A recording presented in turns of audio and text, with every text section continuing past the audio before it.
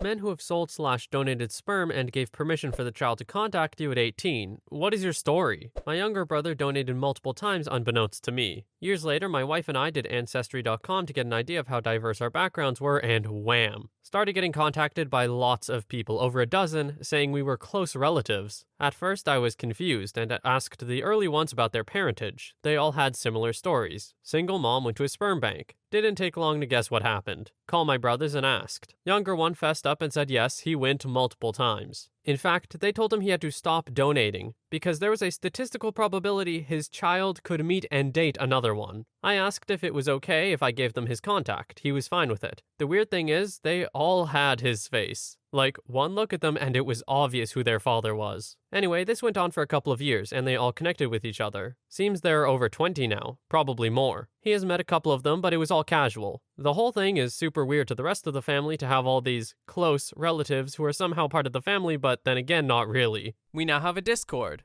Check out the server in the link in the description. Story 2. I was a donor, and when this happened to me, it was okay. 4 separate offspring at various times over the course of about 6 months contacted me, all just as they turned 18 and records were open to them. It was cool for me to see pictures of them, and see how much they looked like me. It was also good to hear the stories from their parents, of how I helped them conceive a much-needed child, which I really appreciated. But that was all. A few nice, polite emails were exchanged, some kindnesses, and then we stopped emailing. I didn't want or expect more. I'm just glad to know they existed, and that they got to connect with their biological heritage. I suppose, as far as the donor system estimates, I have a lot more out there, but I expect that these are the only ones that will contact me, since I assume most of them will want to do it as soon as they turn 18. And all of my donations happened within an 18-month span. What happened in that 18-month span to make OP donate so many times? Was he just feeling like particularly ready at that time? He's like, yeah, I'll just contribute. Or was it just like a practicality thing like, I'm doing it anyway? Story 3. I was donor conceived. I took a DNA test, his natural-born daughter took a DNA test, so neither of us gave permission. There are 28 siblings so far. It was quite a shock. I wasn't expecting it and didn't know. I was 38. I've met the donor and most of the half-siblings. He's a cool guy. I think it's eerie how I see many of my mannerisms in him and the other siblings.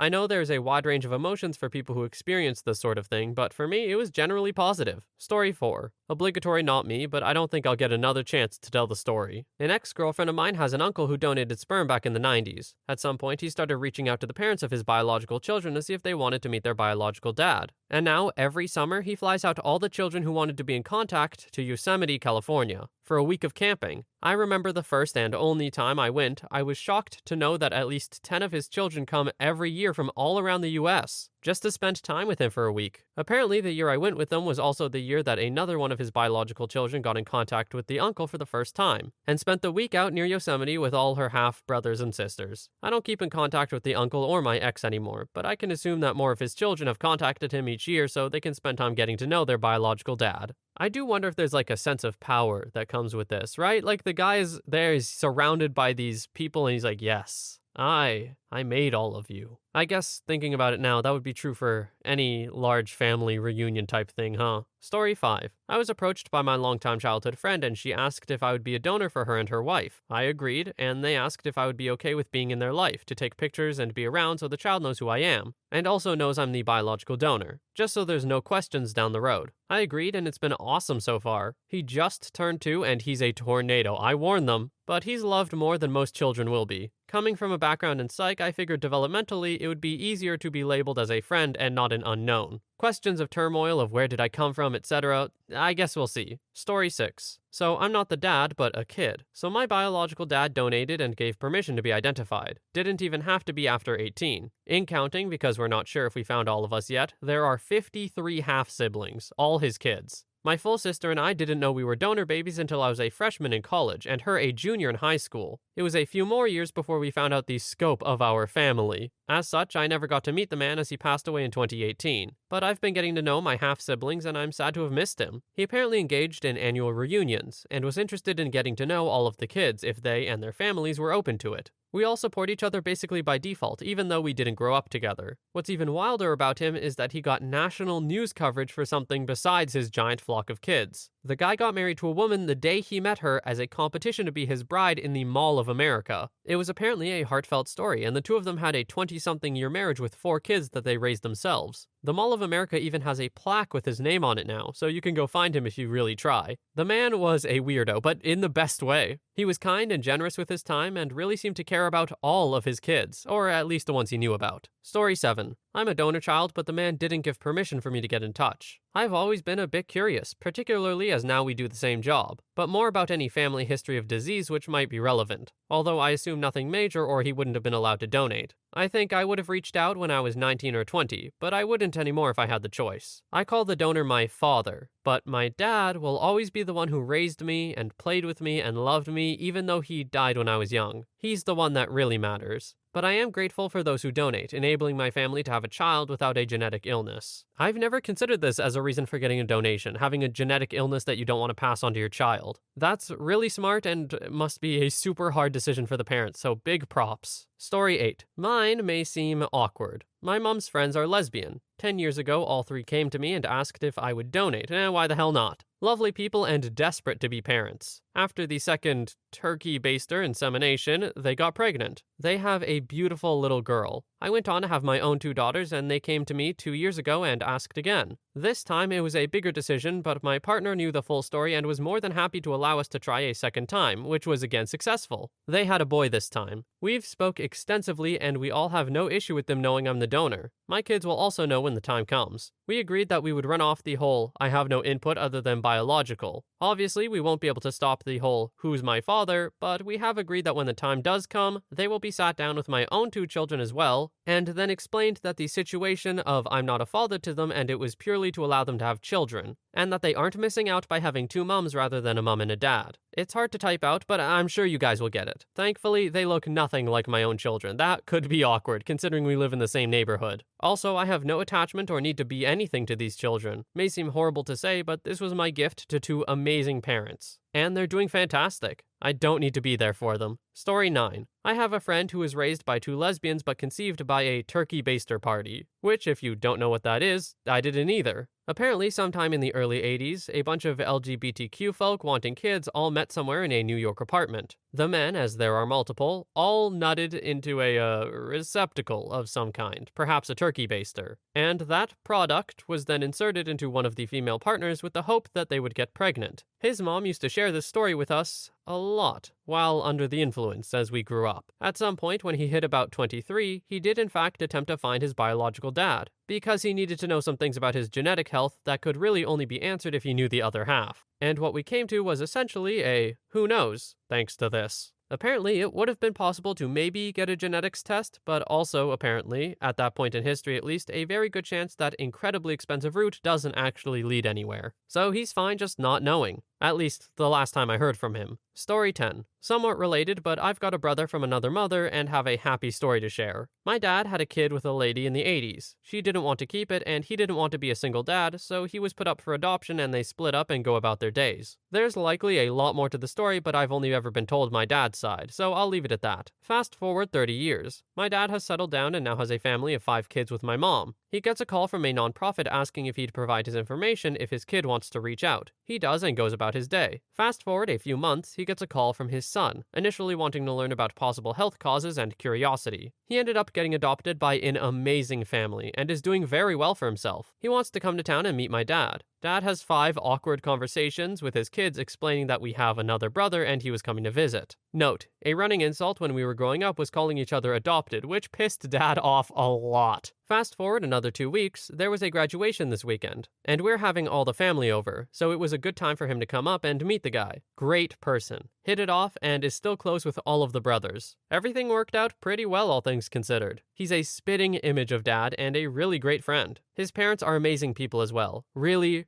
lucky to have him in my life. Story 11. I'm not a donor, but I was donor conceived, along with my sister, same donor. I had a great dad and never had any desire to find out who my donor was, but I was always curious about siblings, especially when I learned there's no legal limit on how many children you can father when you donate sperm in the US. Well, one 23andMe test later, and the first result on the top of the list is a half-sister in Texas. We get in contact and realize we have a lot in common, and it sparked a fire in her to find more siblings. She took an ancestry DNA test, and on the top of that list was a man in California, listed as father. She got in touch with him right away. Turns out he's a fantastic guy. He was adopted himself and also got into contact with his birth mom as an adult, so he had been on our side of the situation and was very open and willing to talk. His wife has been super supportive of us meeting too. He has 3, organically made kids of his own. I was especially ecstatic to learn that I'm a big sister. Plus, we've since found 3 more half-siblings who've all been very cool and excited to find each other. At this point, I've met all but one of them in person. And I got to meet my biological grandmother too. Story 12. My sister and her wife just had a baby girl. My sister-in-law carried the baby, and they asked me to be the donor. I'm a 25-year-old grad student who hopefully will have kids one day, but wasn't planning on having any right now. I didn't have any strong feelings for yes or no at the beginning. With the new prevalence of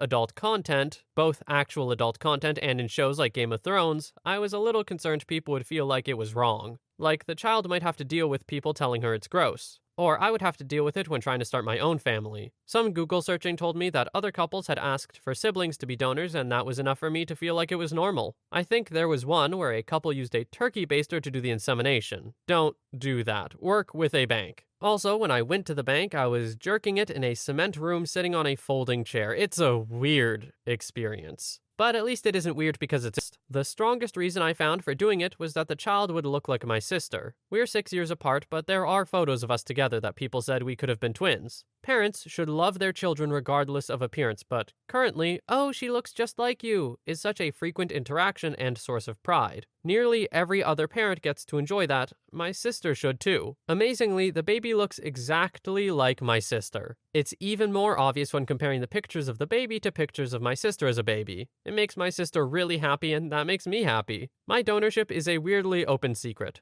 When the child grows up, she will know, because not sharing the information can be harmful. There will be different age-appropriate explanations whenever necessary. My mom shared the information with a few of her friends, which sort of upset me. It's still personal and they don't need to know. Aside from my doctor and therapist, I haven't shared this information with anyone. Until now. If anything I said is strange, this is one of the first times I'm saying it out loud. I'm posting this on my alt account so no one can find it when randomly looking through my comment history. I guess I still have to work on being more comfortable with the information. Story 13. I started donating almost exactly 10 years ago when I was living on the West Coast. I had only been exposed to the concept of donating through movies when one would do it for gas money on road trips or when you were in dire need of fast cash. It wasn't like that at all. It took over a month and many unpaid donations to even qualify to become a donor. They did a very thorough screening process to make sure your sperm was viable and would survive the freezing process. Then they tested it to make sure you weren't a carrier of potential known diseases that could be passed down. After all of that, I started donating 2 to 3 times a week for a few months until I ended up moving across the country to go to grad school. I said I was open to being contacted once they were 18 and was excited about that prospect when I'd be in my 40s. One day, I randomly logged onto Facebook and checked my messages.